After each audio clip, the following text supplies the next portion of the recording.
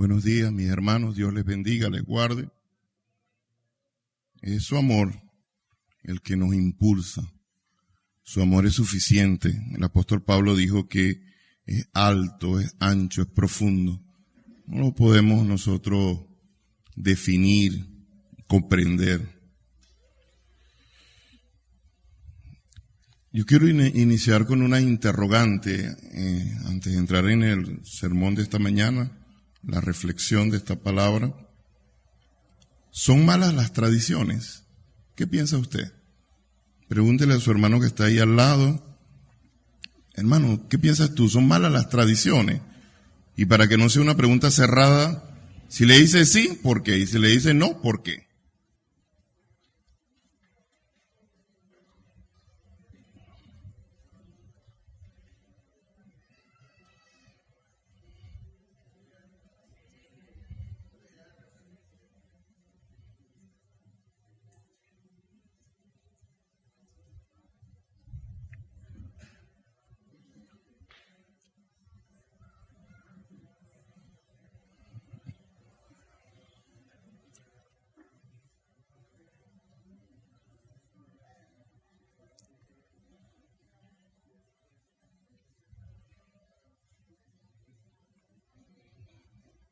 ¿Cómo le fue?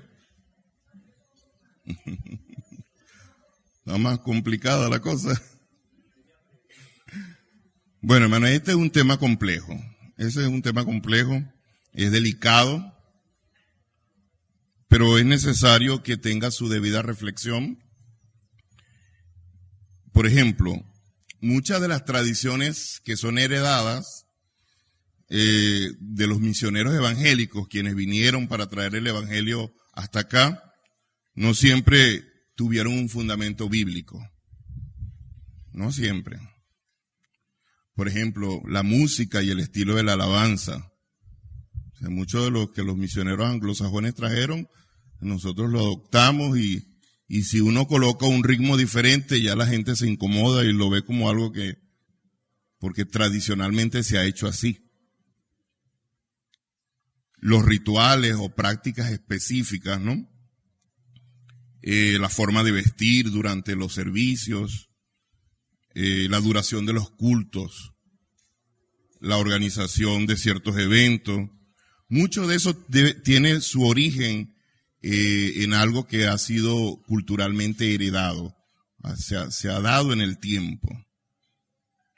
También interpretaciones particulares de la Escritura. Muchas veces las interpretaciones teológicas de los misioneros, todo lo que tiene que ver con la escatología. Mucha gente defiende posturas a ultranza sin tomarse la tarea de ir a la Escritura para revisar eso. No siempre, tradicionalmente lo hemos hecho así. Ciertas verdades o creencias, entre comillas, que se consideran inamovibles. Y muchas veces la tradición se ha convertido en una camisa de fuerza. Algunas verdades, entre comillas, se repiten sin cuestionamiento, sin profundizar un significado bíblico más profundo y mucho menos permitir un diálogo al respecto. Cuando se toca eso, me tocaste la tradición, oye, ya me incomodo, me molesto, pues esa es mi postura. Y terminamos cometiendo uno de los más grandes errores que cometemos, que es abrogarnos la verdad absoluta. Nadie tiene la verdad absoluta.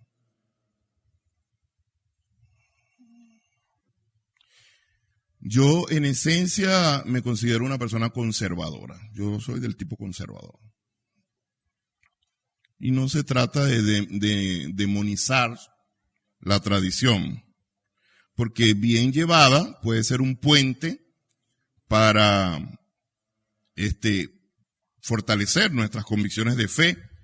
La misma Escritura habla de no olvidarse del fundamento de los padres. Eso tiene su valor porque conecta con nuestra identidad, con lo que somos. Cuando usted comienza a revisar su historia, su origen, esas cosas le dan a usted como un piso, como algo. O sea, cuando la gente no tiene identidad, hermano, es presa fácil de muchas locuras. Pero Sin embargo, hay que tener un espíritu, sanamente hablando, crítico, y hay que tener discernimiento. Eso lo hemos hablado. Nosotros, Henry y yo, deberíamos escribir algo ahí, como las conversaciones de los pastores, las reflexiones de los pastores. Porque hablamos de cosas, reflexionamos. Y un tema que en estos días hablamos fue del discernimiento. Basta usted ver los estados de los hermanos y usted dice, bueno, pues este hermano no tiene discernimiento. ¿Cómo va a poner eso en el estado? Entonces no se trata de demonizar la tradición, sino de tratar de comprenderla. No todos los elementos heredados son malos, porque muchas prácticas y muchas tradiciones que recibimos de los misioneros y de todos los que con su vida han escrito la historia de la fe cristiana evangélica han sido también buenos y valiosos para la construcción de lo que es la historia aquí en Venezuela y en el mundo. La Biblia es la fuente principal, hermano. Nosotros debemos volver a la Biblia y esto debemos hacerlo con humildad. Buscar la dirección del Espíritu Santo para discernir si las prácticas y tradiciones que nosotros tenemos, si realmente son bíblicas y cuáles son parte de la cultura. Entonces, eso es un ejercicio que nosotros tenemos que practicar, porque cuando nosotros no tenemos esta postura, muchas veces vamos a terminar defendiendo lo indefendible y sobre todo cosas que no tienen un asidero bíblico, una base bíblica. O sea, yo como cristiano debo estar convencido de que lo que yo estoy practicando y lo que yo estoy defendiendo realmente tiene un basamento bíblico. También debe haber una actitud de diálogo, de apertura. Esto es esencial, mantener un diálogo abierto, respetuoso, dentro de la comunidad cristiana y siempre buscando una mayor comprensión de la fe y la tradición.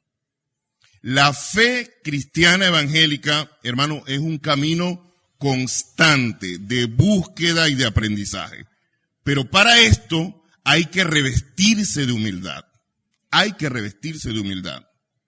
Nosotros debemos estar dispuestos a desaprender para aprender. Ese revestirse de humildad es estar dispuesto a desaprender para aprender. Hermano, nosotros no podemos aferrarnos a las tradiciones como que si eso fuese un dogma inmutable, algo que no, eso no se puede cambiar, eso no se puede mover. Debemos examinar más bien las prácticas, lo que hacemos, debemos examinarlo siempre a la luz de la Biblia y mediante la guiatura del bendito Espíritu Santo, que es el que nos guía a la verdad, nos recuerda todas las cosas que Jesús dijo. Hermano, esto es lo que nosotros, los pastores de la Iglesia Dios de Salvación Vista al Sol, hemos querido hacer, hermano. Decidimos adentrarnos en un estudio exhaustivo del diaconado a la luz del Nuevo Testamento. Y para poner una base bíblica a la enseñanza de hoy, la cual hemos llamado fundamento y significado bíblico del diaconado, vamos a usar 3 pasajes, que quiero que lo leamos para dar la base a esta reflexión. El primero está en el libro de los Hechos, Hechos capítulo 6.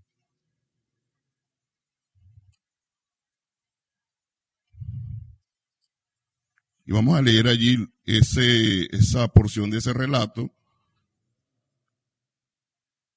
Hechos 6, del lunes en adelante, dice: en aquellos días, como creciera el número de los discípulos, hubo murmuración de los griegos contra los hebreos, de que las viudas de aquellos eran desatendidas en la distribución diaria. Entonces los 12 convocaron a la multitud de los discípulos y dijeron: no es justo que nosotros dejemos la palabra de Dios para servir las mesas. Buscad pues, hermanos de entre vosotros, a 7 varones de buen testimonio, llenos del Espíritu Santo y de sabiduría, a quienes encarguemos de este trabajo, y nosotros persistiremos en la oración y en el ministerio de la palabra. Agradó la propuesta a toda la multitud y eligieron a Esteban, varón lleno de fe y del Espíritu Santo, a Felipe, a Prócoro, a Nicanor, a Timón, a Parmena y a Nicolás, prosélito de Antioquía, los cuales presentaron ante los apóstoles, quienes orando les impusieron las manos. Y crecía la palabra del Señor, y el número de los discípulos se multiplicaba grandemente en Jerusalén. También muchos de los sacerdotes obedecían a la fe. El pasaje siguiente está en la carta a los Filipenses, en el capítulo 1. Escribe el apóstol Pablo a la iglesia de Filipo, dice así, Filipenses 1:1. Pablo y Timoteo, siervos de Jesucristo, a todos los santos en Cristo Jesús que están en Filipo, con los obispos y diáconos. Gracia y paz a vosotros de Dios nuestro Padre y del Señor Jesucristo. Y tercero, está en 1 Timoteo, capítulo 3. Vamos a leer ahí en el versículo 8. Dice así: los diáconos asimismo deben ser honestos, sin doblez, no dados a mucho vino, no codiciosos de ganancias deshonestas, que guarden el misterio de la fe con limpia conciencia, y estos sean sometidos a prueba primero, y entonces ejerzan el diaconado si son irreprensibles. Las mujeres asimismo sean honestas, no calumniadoras, sino sobrias, fieles en todo. Los diáconos sean maridos de una sola mujer y que gobiernen bien sus hijos y sus casas, porque los que ejerzan bien el diaconado ganan para sí un grado honroso y mucha confianza en la fe que es en Cristo Jesús. Amén. Ahí tenemos al menos esos 3 textos que son la base de lo que de lleno vamos a comenzar a partir de hoy y los próximos domingos para hablar acerca del diaconado a la luz del Nuevo Testamento. Nos tomamos el mes de mayo para hablar del concepto de siervo. Usted se dio cuenta que todos los temas del mes de mayo aterrizaron allí en ese concepto de servir. Y nosotros, tanto la Junta Pastoral como el equipo ministerial general, comenzamos a hacer un trabajo de revisar este concepto al menos comenzamos con el significado bíblico del diaconado, luego las cualidades y luego las áreas donde debe desempeñarse o cómo debe funcionar el diaconado. Cada uno de estos aspectos a la luz de la palabra, con aportes y preguntas de reflexión y sus respectivos proyectos para cada aspecto que se... Estamos en eso, todavía nos falta la tercera parte y al menos los 2 proyectos de la segunda y la tercera parte. Antes de venir a la iglesia, bueno, estamos acá ya con la autoridad pedagógica de haber recibido, de haber revisado, de haber estudiado, primero nosotros el liderazgo y después ahora a la iglesia en pleno. Y lo de hoy será como una introducción, algunas consideraciones generales, la mención de este concepto en el Nuevo Testamento y lo relacionado a nuestra estructura organizacional como iglesia. Los diáconos son siervos designados para servir en la iglesia local. Ellos están puestos para ayudar a los pastores o a los ancianos, que cuando usted escucha en la escritura esos son términos intercambiables. Cuando se dice pastor, anciano o obispo, estamos hablando de lo mismo. Solo que cada término tiene una definición, pero finalmente pastores, obispos y anciano se refiere a lo mismo, a la misma persona o a las mismas personas. Los diáconos están puestos para ayudar a los pastores, para proteger la unidad de la iglesia y organizar todo lo que tiene que ver con el servicio práctico y satisfacer algunas necesidades tangibles en el desarrollo de la iglesia. Una pregunta que surgía cuando comenzamos a estudiar era que si realmente no se estaba dando el tema del servicio en la iglesia, y nosotros respondíamos sí, hay diaconías que se están realizando constantemente en la iglesia, están allí, no de una manera formal, pero en la iglesia usted ve el servicio en las diferentes áreas de trabajo. En un sentido general, mirándolo así a grosso modo, todo cristiano está llamado a servir. Esta es una función universal de todos los creyentes. Todos los creyentes estamos llamados a servir. Que es lo que de una de las menciones de los tres términos que encontramos en el Nuevo Testamento significa diácono, siervo. Simplemente significa eso. Sin embargo, la designación de los diáconos, pero ya hablando desde una formalidad, un oficio, no siempre es genérica, hermano.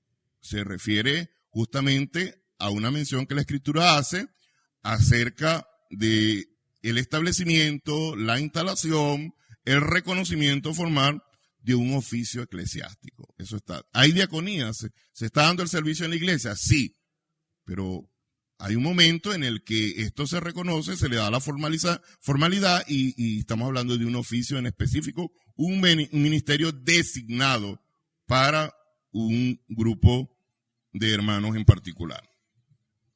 Cuando lo vemos desde la perspectiva del Nuevo Testamento, intentando hacerlo de la manera correcta. Si lo hacemos conforme a lo que la Escritura muestra, esto, hermano, se convierte en una bendición para la iglesia. Como todo lo que el Señor estableció, hermano. Todas las estructuras que son de naturaleza bíblica son una bendición. Cada vez que nosotros intentamos tener dentro de la iglesia estructuras que no son de naturaleza bíblica, eso tiene fecha de caducidad. Tarde o temprano eso va a generar problemas, hermano. Nosotros no tenemos que inventar el agua tibia. Si ya la Escritura estableció cómo el Señor quiere que funcione su iglesia, ¿qué debemos hacer nosotros? Obedecer lo que ya Dios mostró en la Escritura. No tenemos que poner a inventar más nada. Los diáconos son siervos ejemplares, que ellos destacan por estar atentos, por responder a las necesidades tangibles en la vida de la iglesia, sirven de diversas maneras. Ellos siempre están allí para ayudar a los ancianos, organizar el desarrollo de las liturgias, del culto, atender a los necesitados, proteger la unidad de la iglesia y otras funciones más. Eso ellos están ahí de la mano con los ancianos y los ancianos van a estar designando trabajos específicos porque cada iglesia local tiene sus dinámicas, sus necesidades, van a surgir, bueno, hay que designar ese trabajo. Una iglesia sin diáconos efectivos puede mostrar signos de salud por un tiempo, pero finalmente su salud se va a ver afectada porque esto es en proporción media o mayor proporción, la necesidad de que se dé el servicio y la atención de esas áreas en la iglesia, hermano, amerita que tomemos en cuenta el papel de los diáconos. Correctamente hablando, porque cuando yo hablo de las tradiciones, por ejemplo, yo recordaba lo que en mi concepto del diaconado, aquí vemos algunos cuantos que tenemos algunas lunas en lo que es la fe cristiana evangélica, hemos recorrido un tiempo y hay un concepto del diaconado tradicionalmente hablando que está lejos de lo que la Escritura muestra. Por ejemplo, tenemos el ejemplo de los diáconos que son pseudo ancianos, las llamadas juntas de diáconos, que finalmente terminan dirigiendo al pastor o a los ancianos o a los pastores y ellos terminan desempeñando una función de gobierno en la iglesia que no les corresponde. Entonces los pastores no cumplen con su trabajo de dirigir y gobernar la iglesia. ¿Por qué? Porque los diáconos no quisieron, no les pareció, no estuvieron de acuerdo y no lo aprobaron. Eso es una figura distorsionada de lo que es el diaconado bíblico, para nombrar algo de la tradición. Que hay congregaciones que funcionan así. Pero cuando usted lo revisa en la Escritura, eso no tiene un asidero bíblico.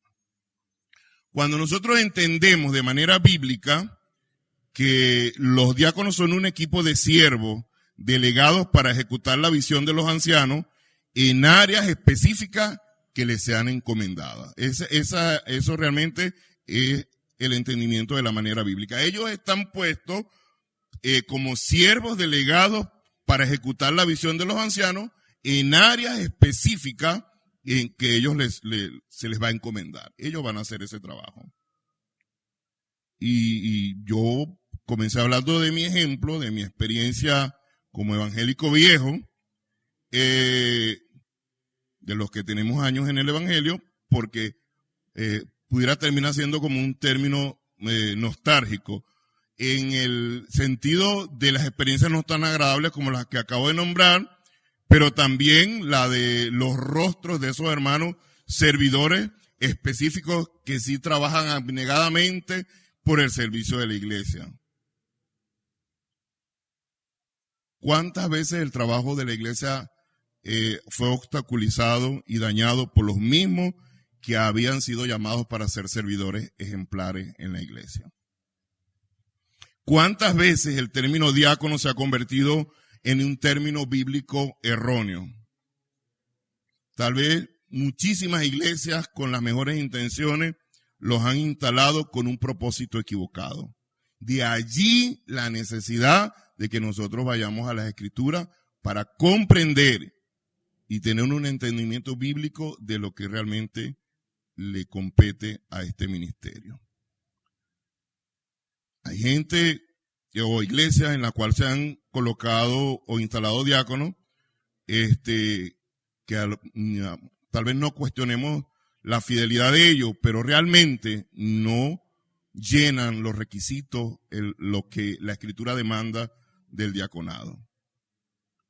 Y algunos diáconos terminan funcionando más como lo que la Escritura llama ancianos.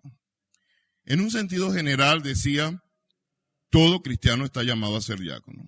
La palabra diácono en el Nuevo Testamento significa eso, siervo.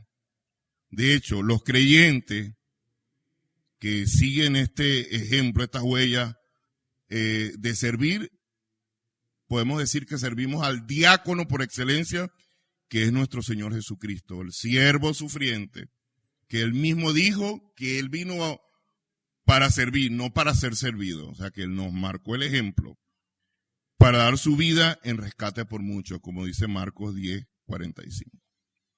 Este término diácono en el Nuevo Testamento, al menos se puede ver en tres palabras específicas. Una es la palabra diaconeo, que significa servir. Ahí es un verbo que significa servir, ministrar, cuidar, atender, ayudar, servir como diácono. La otra palabra es la palabra diaconía, que es un sustantivo que traducido significa ministerio, servicio, contribución, ayuda, asistencia, cumplir con una misión, cumplir con un encargo que se le ha sido delegado o asignado. El otro término de esos tres términos que están relacionados es la palabra diácono o diáconos. Se traduce como servidor, como ministro, como ayudante, diácono o en su defecto diaconisa.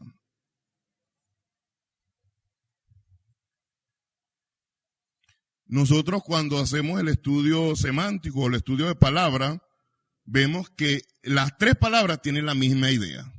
¿Cuál es la idea? Servir. Servir. O sea, las tres palabras, cuando usted hace el análisis, tienen el mismo sentido. Servir. Servir a los demás. Uno que sirve a los demás o uno que presta un servicio como oficio. Si uno comienza a aplicar una regla de interpretación que se llama la ley de las menciones, esta palabra, como la palabra diácono como verbo, gracias hermano, se nos muestra en el Nuevo Testamento, al menos en 32 versículos, 18 veces, y se encuentra en los evangelios. Ahí uno ve el peso, la carga que tiene esta palabra. Uno cuando hace una interpretación y usa esta regla de interpretación, que es la de la ley de las menciones, ya uno se pone alerta porque uno dice, oye, esta palabra tiene peso porque mira la frecuencia con que se nombra. Cuando uno interpreta un texto y uno ve que fue Jesús mismo que primeramente lo dijo, uno dice, esto tiene peso. Oye, lo dijo Pablo, lo dijo Pedro, lo dijo, pero aquí lo dijo Jesús. O sea, eso marca un punto y aparte. Cuando allá, por ejemplo, en Lucas 12:37, en Lucas 17:8, donde Jesús usa esa palabra en el sentido de esclavo, de alguien que sirve comida a su amo, uno lo puede conectar directamente con lo que pasó allí en Hechos 6:2, cuando los apóstoles dijeron que no era justo que ellos dejaran el ministerio de la palabra y la oración para ir a servir las mesas. Tiene ese sentido, el sentido de servir o ministrar a otro. También tiene el sentido de administrar, ahí servir las mesas, que ese es el tema de la semana siguiente que va a llevar el pastor Hendricks. Él se va a enfocar más en el capítulo 6 de Hechos, y aquí yo solamente voy a hacer el panorama, pero tiene ese sentido de administración, no es solamente servir las mesas en el tema de la alimentación, que era la protesta que había allí, la queja que había por la desatención que estaban recibiendo las viudas griegas. También tiene el sentido de administrar, la administración, y en este caso está relacionado con las ofrendas y lo que tiene que ver con la asistencia social en la iglesia. El sustantivo diaconía ocurre en 32 versículos en la Escritura también, y esta vez mayormente en el libro de los Hechos, y eso ya te llama la atención porque el libro de los Hechos es un referente histórico del establecimiento de la iglesia, los inicios de la iglesia. Nadie que vaya a hacer una interpretación de la Escritura puede poner a un lado eso.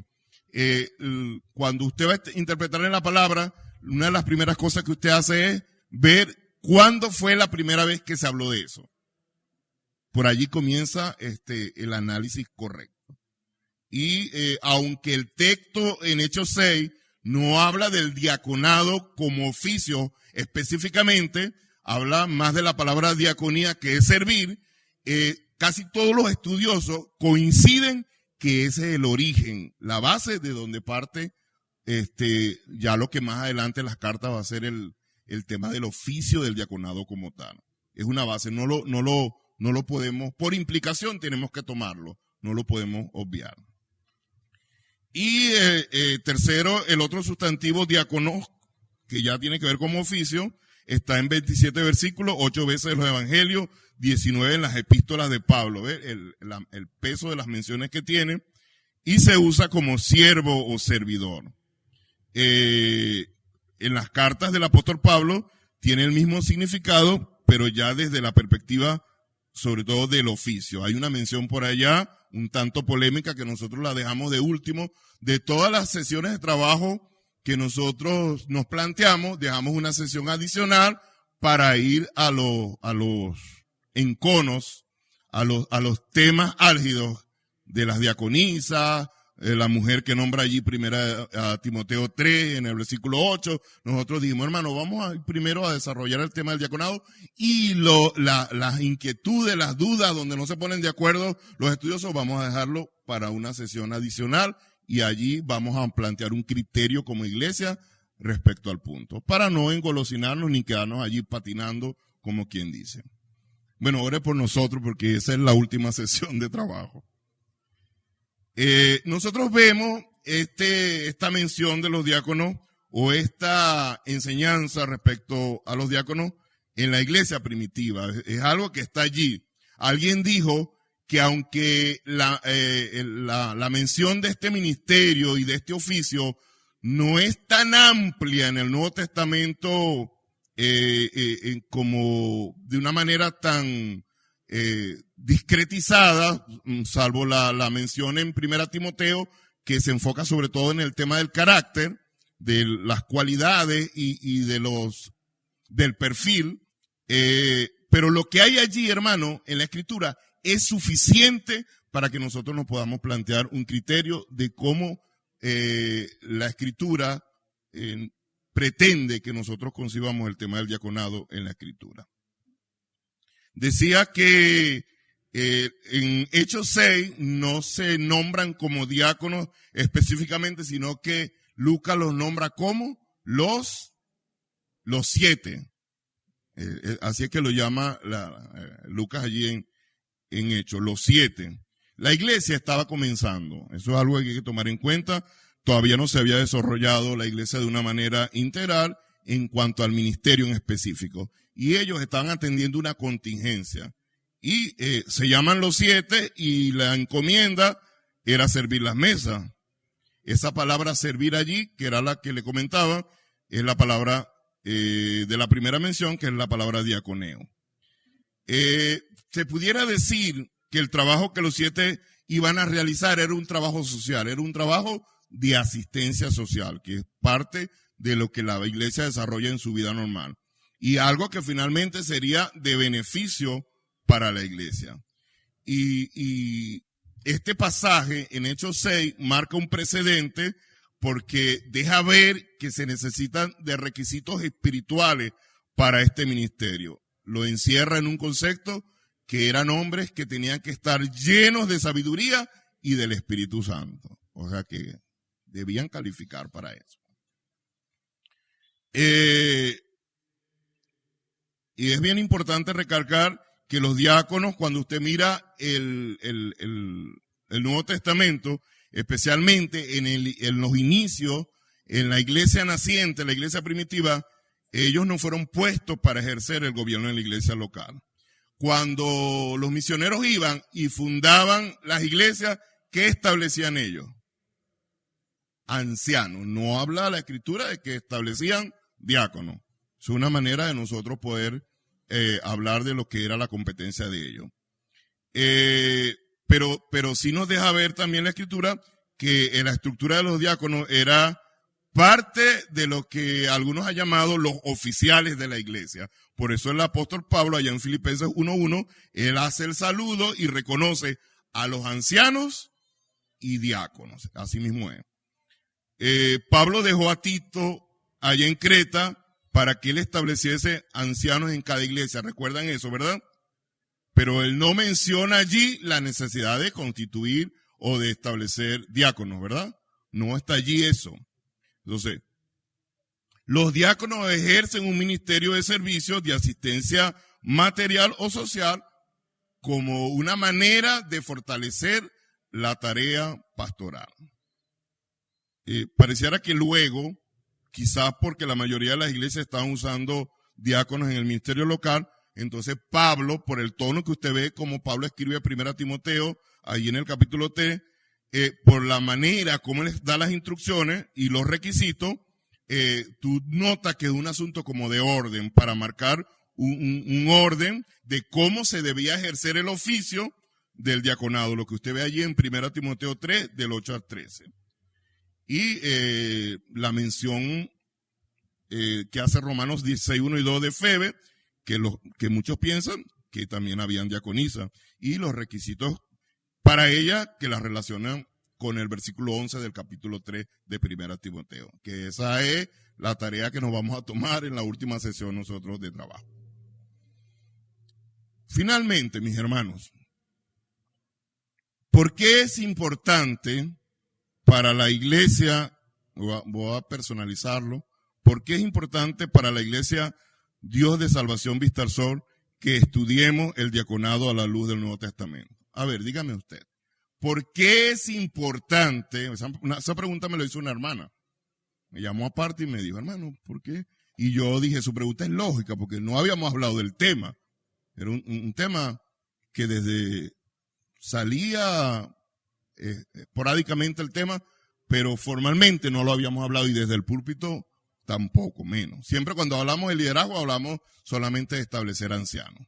Entonces pregunto, ¿por qué es importante para la iglesia Dios de Salvación Vista al Sol que estudiemos el diaconado a la luz del Nuevo Testamento? Ahí le voy a abrir el compás. Dígame, breve. ¿Por qué es importante? Es parte de las 10 características. Gracias, Henry. la iglesia está creciendo y parece que es necesario establecer ese ministerio. ¿Alguien dijo por aquí? Un convencimiento bíblico de la necesidad de tener diáconos oficialmente establecidos en la iglesia. ¿Qué más? Algo que ya no se haya dicho de lo que ya han aportado los hermanos. Ajá, eso es clave. Es necesario que los pastores se dediquen al ministerio de la palabra y de la oración. ¿Qué más? La formación continua. Interesante, eso está bueno. Ajá. A apegarse a las escrituras, o sea, las estructuras bíblicas. ¿Qué más?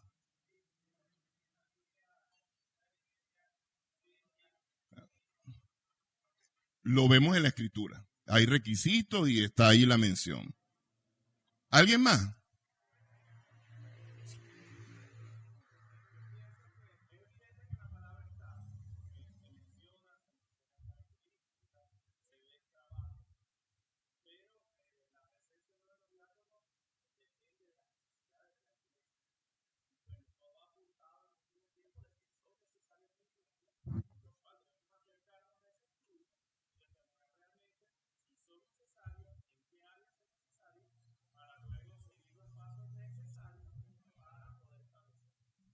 Gracias. ¿Alguien dijo algo por allí antes de que el hermano Ramón hablara?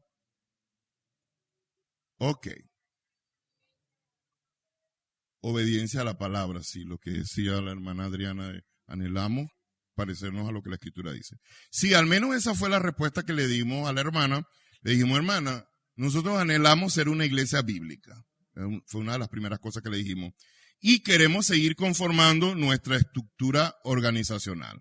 Cuando usted mira un documento que nosotros tenemos, cuando los creyentes pasan por el currículo educativo de la iglesia Dios de Salvación Vista al Sol, creo que es el estudio número 15, es el estudio final de esa primera fase del currículo educativo. Vemos un documento que se llama ¿Qué es la iglesia Dios de Salvación Vista al Sol? Y en ese documento se habla de la historia de la iglesia, de nuestro credo, de las 10 características, nuestra visión de trabajo, y se habla de cómo estamos organizados.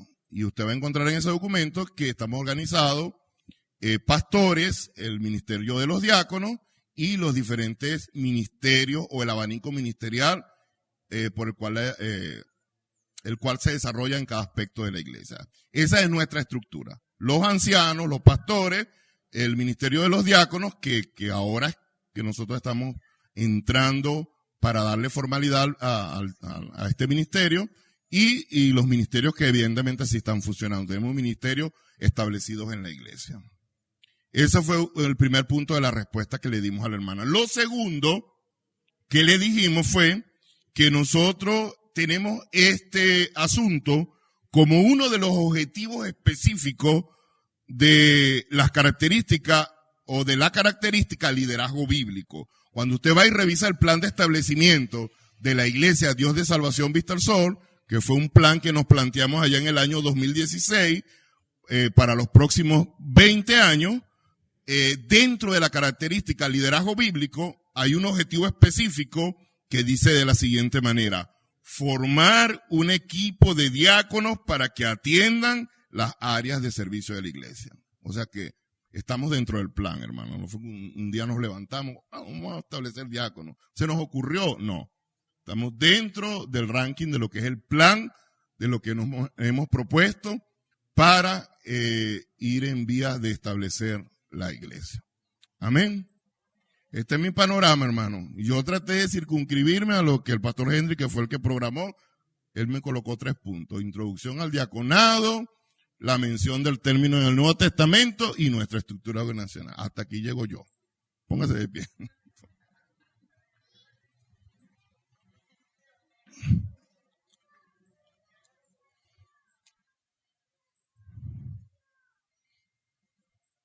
El diaconado es un ministerio bíblico esencial, que aunque a menudo es discreto, no es realmente un ministerio de mucha pompa, es honroso, hermano, y tiene una promesa. A mí me gusta cuando leo el texto ahí, me gusta eso. Es honroso y tiene una promesa. una promesa de recompensa significativa, tanto de la iglesia como de Dios mismo, que al final es lo más importante. Hermanos, la palabra de Dios nos ofrece una guía de cómo debe ser el papel y nos habla de la importancia de los diáconos en el desarrollo de la iglesia local. Que Dios nos ayude, mis hermanos, que podamos nosotros, mediante la palabra de Dios y la iluminación del bendito Espíritu Santo, comprender el significado de este ministerio, del término diácono, de su fundamento bíblico a la luz del Nuevo Testamento. Que Dios nos ayude. Incline su rostro, vamos a orar. Padre, en el nombre de Jesús, Señor, te damos las gracias. Gracias, Señor. Muchas gracias por tu palabra. Una de las cosas que el apóstol Pablo menciona en sus escritos es la necesidad de enseñar todo el consejo de Dios. O sea que no hay cosas en la Escritura que debemos apartar a un lado y no hablarlas nunca. Debemos enseñar todo el consejo de Dios. Ayúdanos, Padre bueno, para poder cumplir con lo que tu palabra nos demanda. Bendecimos tu nombre, Señor. Gracias porque más allá de las tradiciones, más allá, Señor, de lo que a lo mejor hemos heredado y aún de cosas buenas que sí hemos recibido de los antepasados, de los misioneros que vinieron y fundaron, más allá de todo eso, nosotros anhelamos, Señor, siempre aterrizar en tu palabra, Señor. Siempre, siempre tener la Biblia como la fuente principal. Queremos volver a la Biblia siempre, Señor, con humildad y buscar la dirección de tu Espíritu. Pero también, Señor, queremos discernir si nuestras prácticas y nuestras tradiciones son realmente bíblicas o si realmente son un tema de cultura, un tema de tradición, Señor. Ayúdanos a revestirnos de humildad, a tener una disposición aún de romper con paradigmas y desaprender para aprender, Señor. Mantener un diálogo abierto, respetuoso y tratando siempre de buscar una mayor comprensión de nuestra fe a través de las Escrituras, sin echar de menos la tradición, Señor, en lo que realmente concuerda con lo que tu palabra enseña, Padre. Ayúdanos a no aferrarnos a la tradición como si fuera un dogma inmutable, no, sino más bien examinar siempre a la luz de la Biblia y con tu guía, con tu iluminación, Señor. Ayúdanos en este cometido que nos hemos planteado de adentrarnos en el estudio exhaustivo del diaconado a la luz del Nuevo Testamento. Y que el fundamento y el significado de lo que esto conlleva sea bíblico, sea fundamentado en tu palabra. Que nosotros podamos cumplir con el hecho de que la estructura que tenemos pueda ser eso, una estructura de naturaleza bíblica. Que podamos, Señor, nosotros seguir caminando en el cometido de ser una iglesia bíblica. Ayúdanos a cumplir con este objetivo específico de la característica liderazgo bíblico y que, como decía mi hermano Ramón, podamos nosotros, Señor, hacer la correcta selección en entrenamiento y la instalación de diáconos para que cumplan este ministerio, este oficio que vemos por tu palabra que es muy importante. Te lo pedimos en el nombre de Jesús, Señor, dándote las gracias, Padre bueno. Amén y amén. Dios les bendiga, mis hermanos, les guarde, denle un aplauso al Señor.